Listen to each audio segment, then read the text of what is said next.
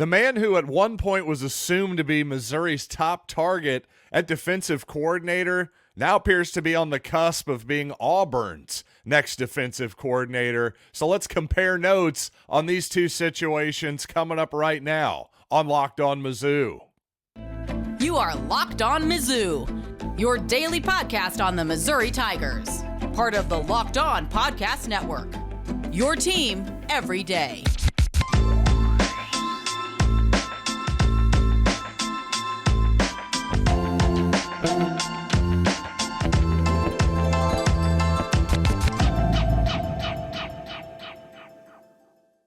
Hey, all you true sons and daughters, I'm John Miller, your Mizzou mafioso and the talker of Missouri fans off the ledge here on the podcast. But you know what? Before I do a little bit more of that, I want to tell you that this episode is brought to you by FanDuel. Make every moment more. Right now, new customers get $150 in bonus bets, guaranteed when you place a $5 bet. Visit FanDuel.com/lockedon to get started. And I want to start by talking a little bit about DJ Durkin, because a few days ago at this point, well, he had sort of emerged based on reporting by Gabe DeArmond and perhaps some others as well, mostly Gabe from my recollection. But DJ Durkin was a real big-time target for Missouri. Now, if you listen to yesterday's program, I went into a little bit detail about Durkin's background, but I'm not going to do that here because, number one, I don't want to bore all of you everydayers, but secondly, it would appear that Missouri has moved on from DJ Durkin. Or did DJ Durkin move on from Missouri? That appears to be in a little bit of question. Now, from what I heard, I didn't hear anything specific around the Missouri reporting, but I do have a buddy over at the University of Auburn. Yes, Locked On Auburn's own Zach Blackerby. And I was talking to Zach this morning, just asking him, hey, how you feeling with that DC search? Seems like Missouri was talking to Durkin as well. And Zach said, was told that Durkin told Missouri no yesterday. But that's from an Auburn person, which is an important note there by Zach, by the way, excuse me, because it's quite possible that Durkin did turn down Missouri, though that wouldn't make a ton of sense, in my opinion, because to me, if I'm going to say that, well, if LSU is essentially a lateral move for a defensive coordinator from Missouri next season, I'm going to say that Auburn is a lateral move at best. I think most of us would assume that Missouri is going to be ranked quite a bit higher than Auburn coming into the preseason next year. Now, of course, who knows? Year two, of Hugh Freeze. Easy for me to say. I'm clearly trying to get this podcast done a little bit too quickly here today, folks. My apologies for being a little bit tongue-tied here at the top, but regardless, Hugh Freeze could certainly come through in year two and prove all of this talk maybe a little bit foolish in retrospect. But as we sit here today, it just seems hard for me to believe that if Missouri's willing to pay $2 million, perhaps even more in average annual value, that Auburn would just be, the obvious destination over Missouri. Again, who knows? Maybe DJ Durkin has his own reasons, his own personal reasons for preferring Auburn, etc. I'm just saying, take that report from Zach Blackerby, who is a really, really trustworthy guy. Don't get me wrong. I'm just saying, even when he says, but that's from an Auburn person, that's him very wisely covering all his bases there and saying, hey, this could be just somebody putting something out there, secondhand information, all that kind of deal. So again, no reason to panic here whatsoever. And again, as I told Zach here, I had heard something similar there, that the ship had sailed. I just hadn't heard the no part. And it sounds like, again, according to Zach Blackerby here, sounds like we were waiting for Kristen Kiffin's season to end, linebacker coach for the Texans. Guess he said no, then they went to Durkin.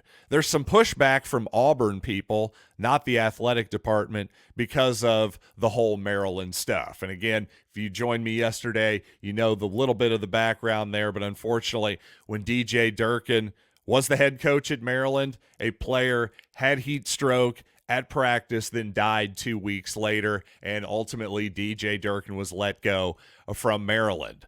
So that's basically where we are with DJ Durkin, and I couldn't help but ask Zach one more question. I said, do you have a bunch of fans as this is all wrapping up here, perhaps?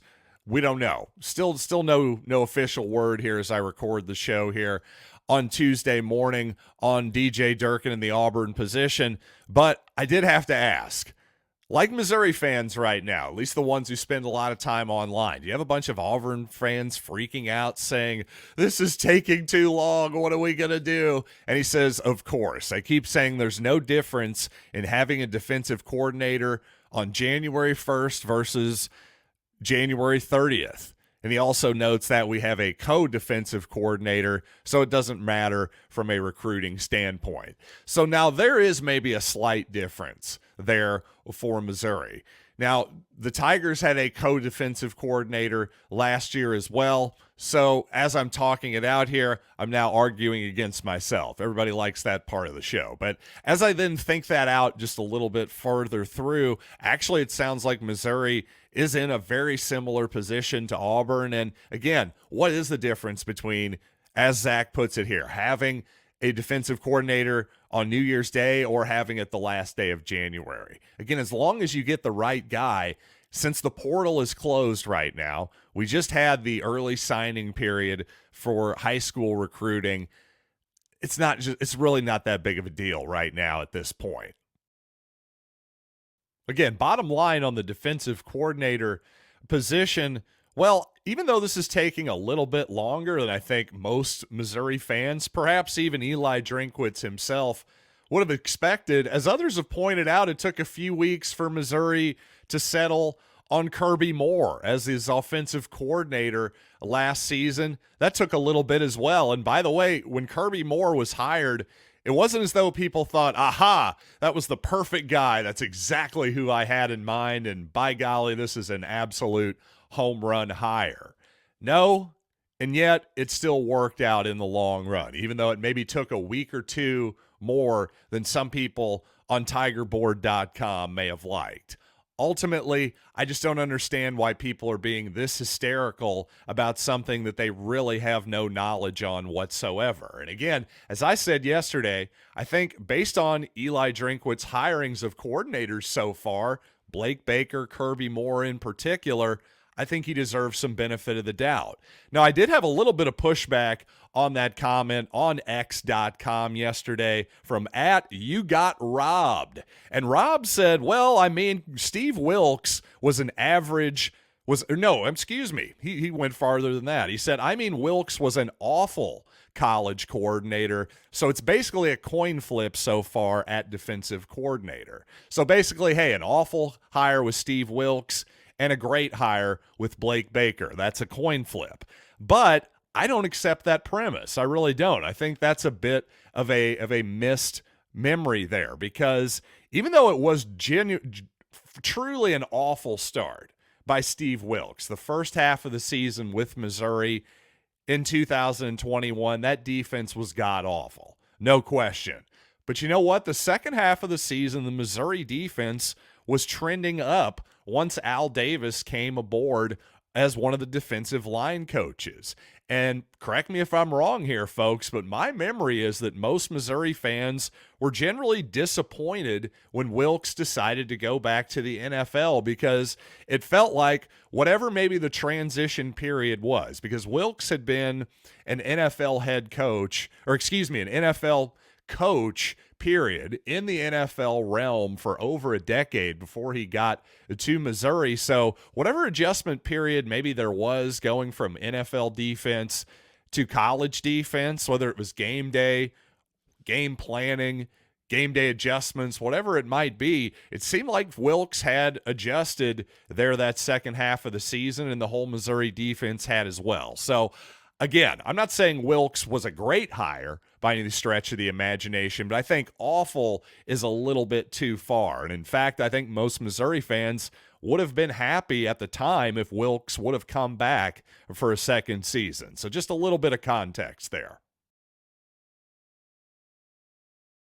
And on yesterday's show, I pointed out how an 11-1 Missouri team could potentially get left out in the cold for the SEC championship game in 2024. But I had a listener suggest something that was both a solution and something that terrified me. But I know that the executives over at Disney, including Bob Iger, have got to be doing backflips when they hear this particular suggestion. So you're going to want to hear it coming up for sure. But first, I want to tell you about FanDuel Sportsbook because, well, the NFL season just about over. We've got championship week and we've got the Super Bowl, but that does still mean there's plenty of opportunities to get in on the action with FanDuel, America's #1 sportsbook. Right now, new customers get $150 in bonus bets guaranteed when you place a $5 bet. That's $150 in bonus bets,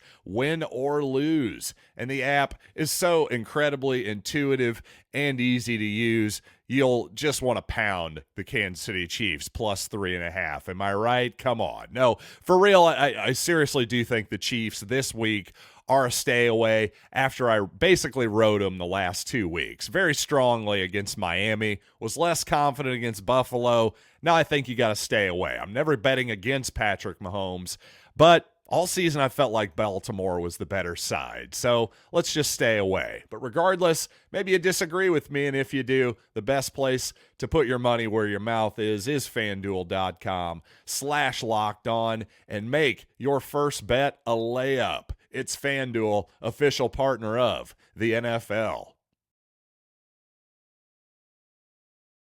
Thanks for making Locked On Mizzou your first listen every day. For your second listen, check out Locked On Sports Today on YouTube and subscribe to the first ever national sports 24/7 streaming channel. That's Locked On Sports Today on YouTube. And you know what? Speaking of YouTube, I definitely have a love-hate relationship with the YouTube comments. So often, it's just very mean-spirited people with their cutting comments that frankly cut through my delicate little heart. But you know what? I go through that pain for all of you because occasionally you do dredge up a diamond in the rough from indeed the bottom of the river of the YouTube comments. But ProRex 1911 yesterday had one of my favorite comments in quite a while, as I had pointed out the athletic scenario where, for example, LSU next season, let's say they go 12-0, Missouri, Texas, and Georgia all have one loss. Well, if the tiebreakers for the SEC title game, which have not been established yet, by the way, but if it's the same as the division structure, well, Missouri would be left out in the cold there because they would not have a common opponent between those three teams. The winner of Georgia and Texas would go on to face LSU. So that obviously wouldn't make myself or any of you, I don't think, very happy in that scenario. In fact, well, we might just burn Lawrence all over again just for the fun of it. Just kidding, FBI, if you're listening. But seriously, this comment here by ProRex 1911, here was his solution. He said, might as well make the SEC championship a 4-team playoff. LOL. So obviously ProRex was being a little bit sarcastic there, but I'm just telling you, do not say that in the presence of Disney CEO Bob Iger, because he will grab that idea with both hands. Can you imagine creating 2 new properties like that would probably get, 25 to 30 million viewers, the SEC semifinals? It's almost such a brilliant idea that I'm surprised it hasn't happened yet. Now, do I want to see this happen?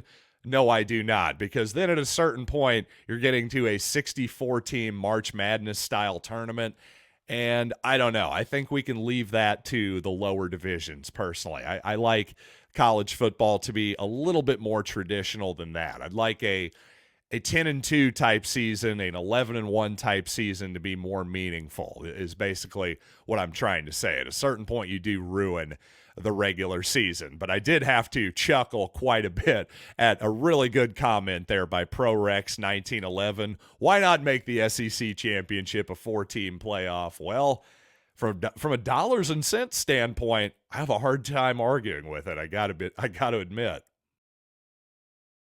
Now, to me, one positive to take away from Missouri's latest loss in basketball, well, of course, Tamar Bates scoring 36 points against Florida. That's a heck of a positive. What a game for Tamar, and just a great season he's had so far in general. But hey, the gold uniforms look pretty good too, right? But the old school Block M style gold uniforms. But you know what? Unfortunately, something that did leave a little bit to be desired, at least in this podcaster's opinion, is the merchandise that was released alongside that. Yes, you can go buy the shorts and the uniforms, at least a version that Missouri rocked this past Saturday, but not really the version that you saw, because to me, not only Nike, it's not a Nike version of these uniforms that you buy on Mizzou, the Mizzou store, which, listen, I don't care about a black swoosh, whether that's on there or not, but just the actual golds. Well, here's an ongoing problem with Missouri. The actual golds from these uniforms did not match. So to me, I thought that was a little bit disappointing. I think Missouri's done a good job in recent years of being first class.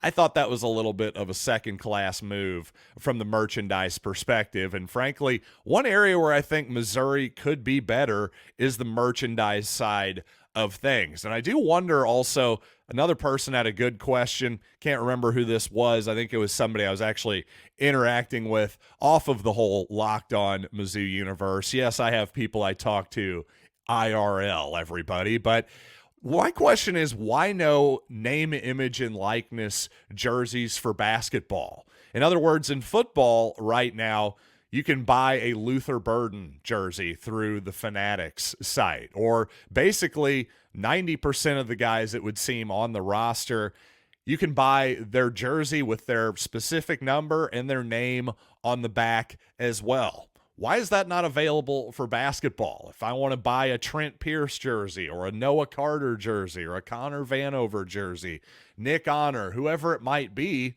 why can't I do that?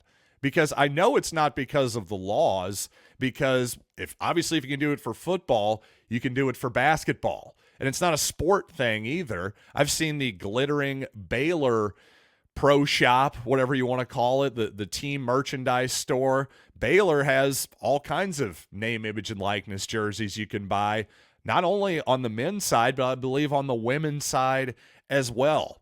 Why is that not available? I'm a little bit confused. Is Missouri just simply not high enough up the rung there for Fanatics to be able to produce those jerseys seemingly on demand? I'm just curious about that whole process, but it would definitely, I think Missouri's done a fantastic job under the Desiree Reed-Francois administration of improving the fan experience. I think one place we have a long way to go still is with merchandise, even with the Nike merchandise. It just seems to me a lot of it's a little bit tired and old and basic. The sweatshirts and the shirts that are available out there in the Missouri market.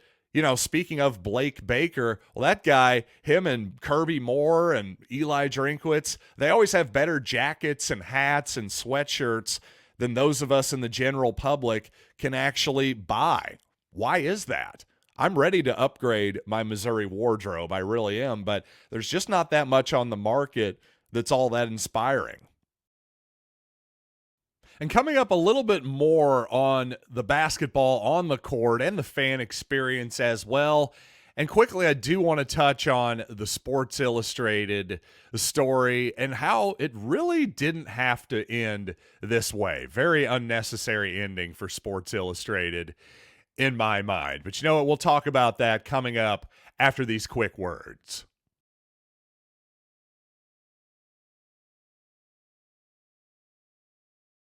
So one thing with Dennis Gates and his system so far, obviously we know defensively that he prefers to switch 1 through 5. And I just got to say, there's nothing wrong with that in theory, but the problem is I think when Connor Vanover is at the game, I think you have to have different principles defensively. He's not capable of switching on the guards at this point in his career, maybe at any point in his career that I've been able to see going back to his time at Arkansas. He needs to be close to the basket, and if he's going to be involved in high ball screens, well, he needs to play drop coverage and get his big body into the paint. That's all there is to it. And the guards who are being screened either need to go under or fight over the top, because to me, switching is not an option. And same thing off the ball, by the way, too. If Connor's going to get screened off the ball, I just think too often he's getting caught in situations that he shouldn't be in. So to me, switch 1 through 4 when Vanover's in the game. If you want to switch 1 through 5 with Butler in the game, Pierce in the game, that kind of deal, fine and dandy. And to a lesser extent, I could probably say the same thing about Mabor Majak as well. Now, again, not a lot to love about the actual game other than Tamar Bates at Mizzou Arena, but I will say the experience still had a good time at the arena. You know, my mom went to the first game of the year, and it's, you know, just good perspective, because now that I've been to 10, 15 games on the season, whatever it's been, you start to get used to some of the new things. Well, when you have a new person with you, you start to lock in again to those new improvements, like the sound system, for example, a massive improvement this year. I think most people notice, of course, the black seats, the new video boards, but I think even more subtly, the sound system, now that you can play the club music, the pump 'em up kind of music that is ubiquitous now at these type of games, whether it's Missouri football or basketball, now it works without having to destroy your eardrums. And believe it or not, that is a major, major change, and something that I know my mom in particular was a big fan of. She's saying, hey, I don't mind the music as long as they're not actually destroying my eardrums, as they often are doing at Faurot Field. So big thumbs up there. Also big thumbs up to the FaceTime call to Norm Stewart on his birthday. I thought that was a great touch. Even if there was a slight technical glitch for just a second, I think Norm got the feeling of the love. I think that went off about as well as you could have expected. Great idea, and thumbs up to whoever's idea that was. And by the way, Red Panda, a perfect performance after I heard at the women's basketball game, maybe not her best outing, but after having seen Red Panda up close and personal several times,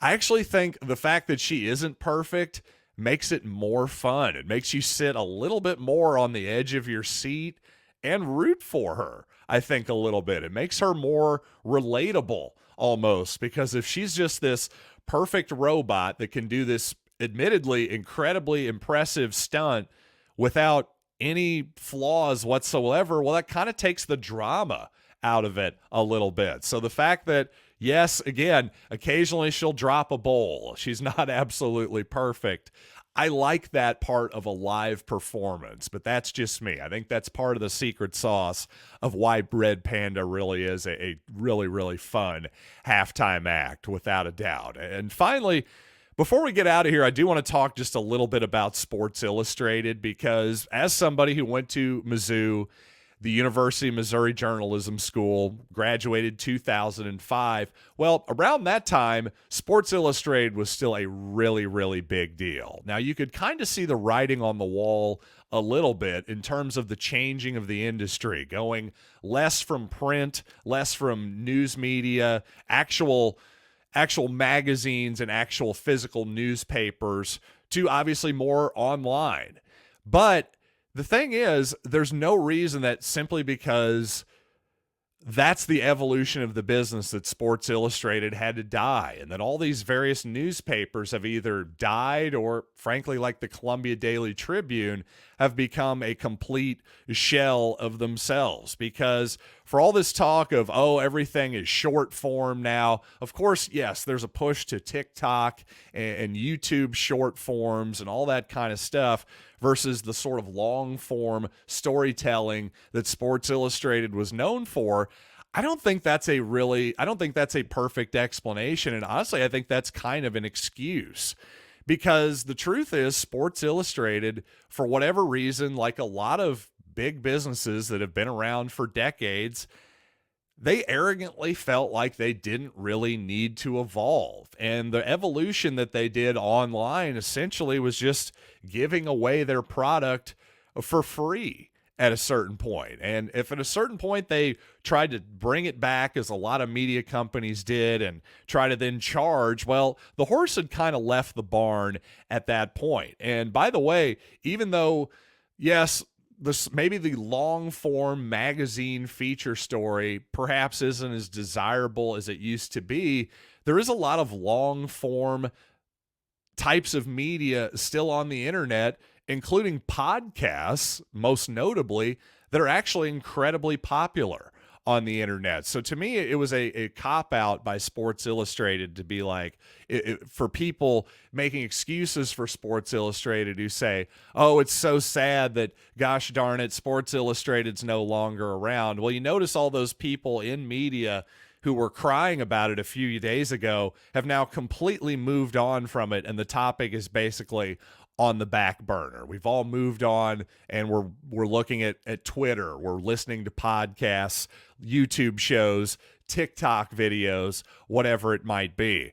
The fact that Sports Illustrated never evolved is on them, because guess what? You look at something like Apple Computer, which I'm looking at right now. Hey, Apple has been around as long as my life too. It's been around forever. And yeah, computers have changed dramatically in my lifetime. But guess what?